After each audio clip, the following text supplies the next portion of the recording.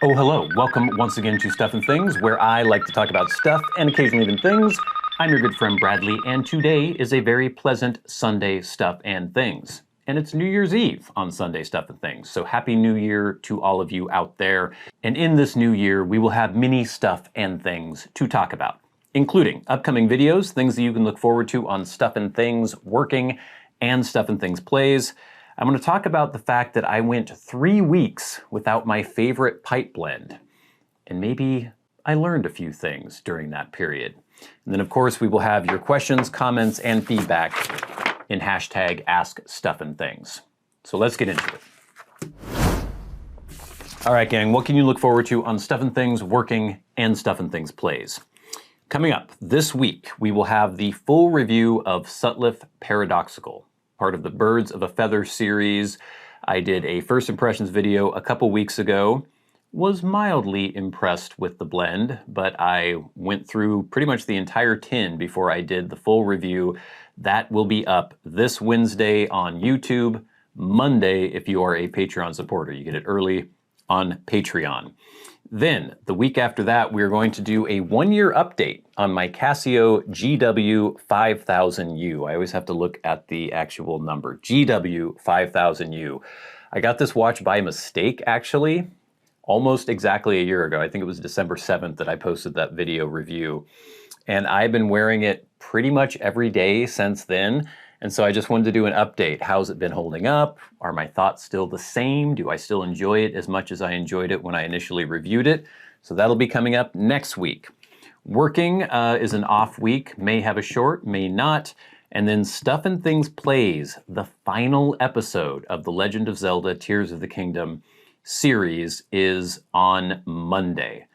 That's it. The series will be done on Monday, so pretty exciting. If you've been following along with that series, you know that it's been a very long time coming, but we will be finishing the game on Monday on Stuff and Things Plays. Many other things that I'm not mentioning in this episode. I've decided to only do like the next couple weeks, but lots of good stuff coming up. So most of you who watch Stuff and Things regularly will know that my very favorite pipe blend of all time is now Peterson Elizabethan, formerly Dunhill Elizabethan mixture. Went off the market for a couple years. I did this whole series on trying to find a replacement, a blend that could encapsulate or could capture all the things that I get out of Elizabethan mixture. I've described to you that I don't necessarily think this is the best pipe blend in the world, but to me it is sort of the baseline, just the perfect quintessential pipe blend for me. It's a vapor. I love Virginia and Perique mixtures, and it just has everything I want. It's the perfect daily blend. And so I pretty much always have a tin on hand. And when I'm reviewing blends, trying new blends out, doing things, so I'll have content for videos on this channel, there's never, well, I won't say there isn't a day that ever goes by, but there usually isn't more than 1 or 2 days that goes by that I haven't had a bowl of this. And I realized, well, I realized after not having this for a while, the place it holds in my whole sort of pipe hobby thing. So over the Christmas holidays, Diamond was back home visiting her family in North Carolina, and I was just on my own, doing my thing, making my videos, going to work, doing all that stuff. And for some reason, I didn't get a stock in of Peterson Elizabethan. I typically always have some on hand, like I said, and I figured, it's fine.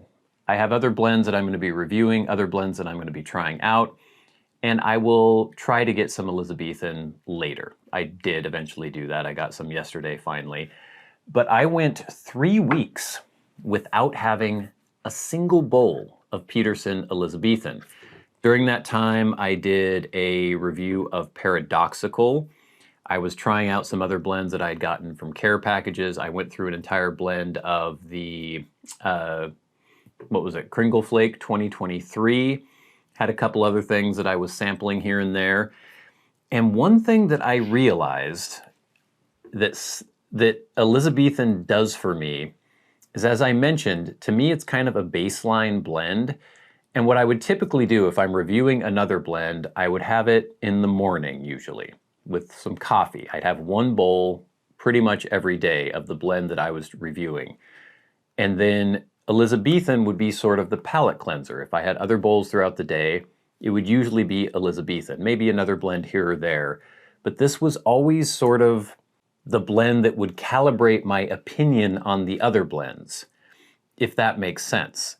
It's not as though I was comparing all those other blends to Elizabethan, but if this is kind of my baseline, I enjoy this, I'm always going to like this, it's the blend that I could always reach for and always find satisfying, then I could always sort of measure those other blends against that feeling, not against the blend specifically, not as far as like the components and the taste and all those other things, but just my like baseline satisfaction. And when I didn't have this for 3 weeks, I was fine. I wasn't experiencing some horrible hardship or anything. I was trying out some pretty good blends, but I think it kind of threw off my calibration a little bit.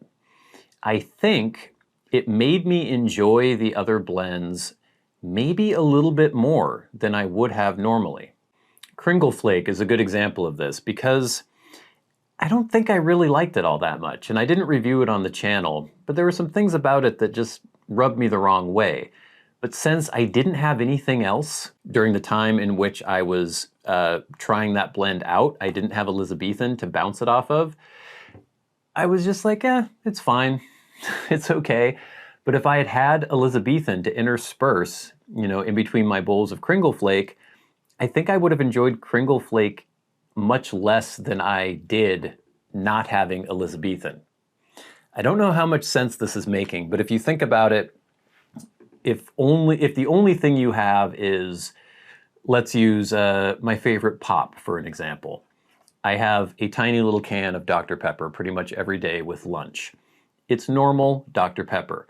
If I could only have Diet Dr. Pepper, I would eventually get used to that Diet Dr. Pepper, and I would think it was fine. I would still probably never like it as much as actual real Dr. Pepper, but it would be okay. But if you gave me a little can of Diet Dr. Pepper, I tried it, was like, and then had a real can of Dr. Pepper, I would, in comparison to the real can of Dr. Pepper, judge the Diet Dr. Pepper much more harshly. And I think that's what was going on with the absence of Peterson Elizabethan in my life. I was giving these other blends a little bit of a bump because I wasn't bouncing them off the satisfaction I have for Elizabethan mixture. Do you have any blends like that? Blends that are sort of the baseline for you? The blend that you don't necessarily compare other blends to, but that are guaranteed to always be enjoyable to you, to always be satisfying. And as long as you have that blend, you can maybe be more adventurous and try other blends out, but you'll always go back to this blend and other blends might pale in comparison a little bit. I don't know. It was just an interesting thing that occurred to me after not having this for 3 weeks. I wasn't necessarily missing it. I wasn't necessarily noticing its absence, but then when I got it back again, I started realizing, oh yeah, maybe those other blends weren't as good as I thought they were. Food for thought. All right, gang, it is time for hashtag #AskStuffandThings. Remember, if you have a question for me and you would like it answered on the Sunday Stuff and Things, tweet at @SATBradley with the hashtag #AskStuffandThings. If you are a Patreon supporter, you can write to me via Patreon and go right to the front of the line. You can hit that super thanks button under this video and go right to the front of the line, or you can leave questions, comments, and feedback under my YouTube videos. So first, we have some feedback from last week's Sunday Stuff and Things. This is from @TomBrown1898. Bradley, Merry Christmas to you and Diamond. Interestingly, I am essing my Falcon right now. Haven't done so in many moons. Gave it a good cleaning and fired it up. Very enjoyable. Hope you find yours soon.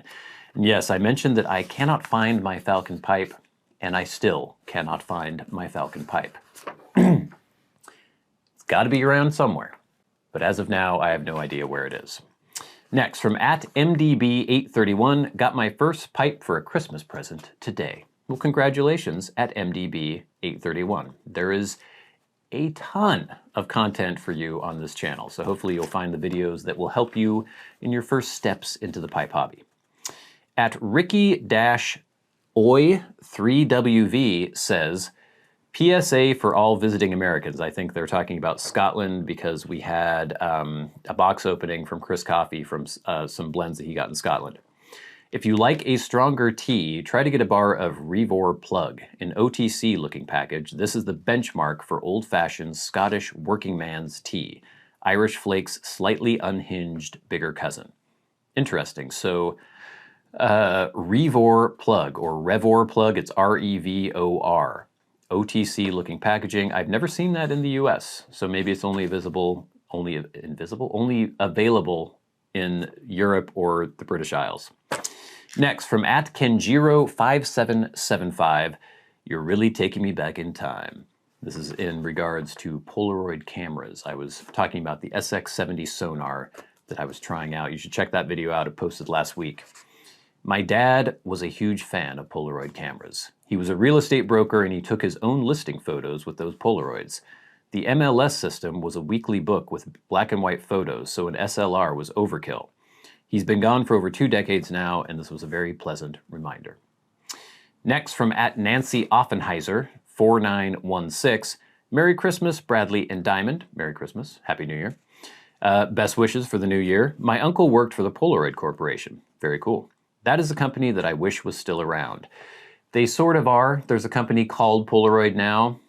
They were able to purchase the name after they purchased the last remaining Polaroid factory in the Netherlands, and they are still producing Polaroid film. So it's not exactly the same people. I mean, Polaroid went bankrupt in the early 2000s, sold their name to sort of a clearinghouse company. They were using that to just license kind of crappy licensed products. They were still making film up until 2008, went completely out of business. Then the Impossible Project came along, trying to recreate the Polaroid film. They bought that factory. Then they were able to eventually buy the Polaroid name. So now they're Polaroid again. Anyway, you're right. Their cameras were very ahead of their time. I had one of the first Polaroid swingers that came out. What a neat camera that was. Cool.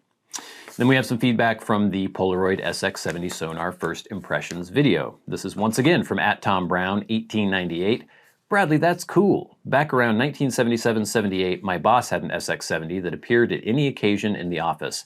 His camera had pigskin leather patches, but didn't have the sonar focus. Good times. Great show today. It's cool hearing from people who were actually around during that time. I asked my dad about the folding Polaroid SX70s, and he definitely remembered them. @user-L5ND2KN2R, great to see a cool product from yesteryear still working and going strong. Always something sophisticated about the style of the SX70. In the pantheon of elemental style, this definitely has a place. Thank you for sharing. Bradley. And then finally, @MelissaBaker says, oh my goodness, it's such a neat little contraption you've got yourself there. I love the fact that using a Polaroid camera really makes you have to think before you snap. Makes you enjoy the process so much more, doesn't it? Can't wait to hear your review after you've had some time to get used to it. Thank you, Melissa. And yes, I will definitely be posting kind of a final review. I mean, it's weird to be reviewing a product that's 45 years old, but when in that first impressions video, I didn't feel like I had gotten my head around it enough. And hopefully I will by the time, or I will get my head around it by the time I do a video. It's tough to do a ton of practice because the film is expensive. It's still around $2 a shot. So it's not like I can go out and just shoot dozens of pictures and really dial it in, but I will be periodically going out and taking photos with it, and then I will do a full review. Thank you so much for all that feedback, all the questions, all the comments. Please keep that coming in. It really helps make the show go. But now it is time for the very best part of the show, and that is where we thank our Patreon supporters. Remember, if you would like to support the channels on Patreon, there is a link in the description box below, and it is much appreciated. Helps pay for the fancy camera that is filming this video, the lights that are shining upon me, products for review, things that I can just show you on the channel that I find interesting. We have a big push for 100 $5 supporters, so we're trying to get to that goal on Patreon. Every little bit helps, and it's really appreciated. But every week we shout out those people who support the channels at $25 or more a month. People like Glenn Dunnington, Jason Buckner, MDoftheNorth, David Gaudreau, Ryan McFadin, Arcturus, Ashes of the Phoenix, and Jonathon Proctor. And of course, the Maniacs, the crazy people who support the channels at $100 a month. People like Bob Magee. And we'll never forget our dearly departed friend and Hall of Fame member, Peter Straub. Gang, thank you so much for watching. Please stay tuned for all the good stuff coming up on all the channels. Happy New Year. I don't know if you guys have any resolutions in mind. Mine is a technical one. As I edit these videos, I notice a very irritating thing that I do that drives me crazy. There are many irritating things that I do, but the thing that has really stood out to me is that I go a lot.